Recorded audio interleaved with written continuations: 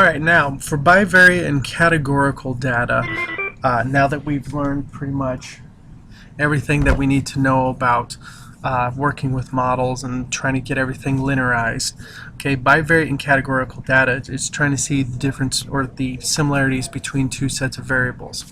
Okay, now when you are taking a look at the counts and the relative frequencies within a two-way table, okay, you have to be very careful to know which total you're dealing with. So, for example,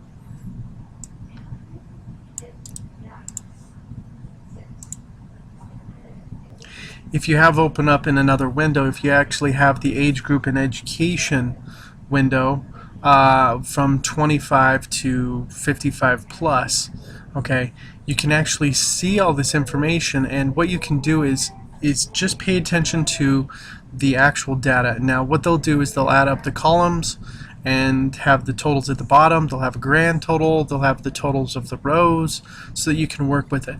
Now unless they specify, when you're trying to find the probabilities, and what you're going to want to do is you're going to want to focus on subsets or subgroups of that stuff, and I'll explain why you want to focus on subsets and everything, because if you look at the entirety of the whole, what's going to happen is you're actually going to find some really weird paradoxes, and we'll talk about that next time. But for example, finding that someone has 4 years of college, okay, so what you're going to do is you're going to have 4 years of college, and that person, the probability of 4 years of college is going to be 38,225 divided by the grand total. That's where we got that number. Whereas if you wanted has 4 years of college, given that they are 25 to 35, that's going to be a conditional probability problem right there.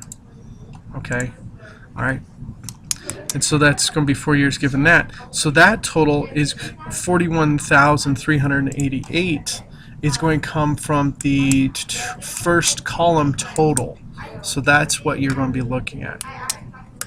Okay, so unless it's otherwise specified, use the grand total. Okay, and this is a great little helpful item reminder.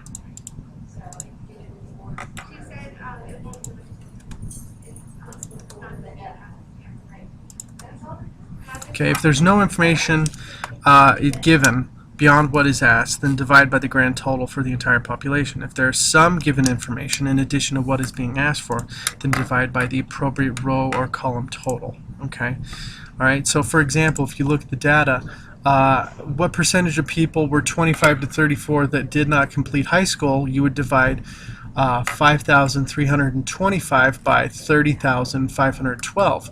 Whereas if you were looking at how many people had 1 to 3 years of college, given that they're 55 or over, you would divide 9,662 divided by 52,022. Okay, so that's just how you're going to have to work with it. But just remember this piece of information, because this test or this quiz is going to be the trickiest because of this information right here, and especially this tricky part right there. All right, thank you very much and have a great day.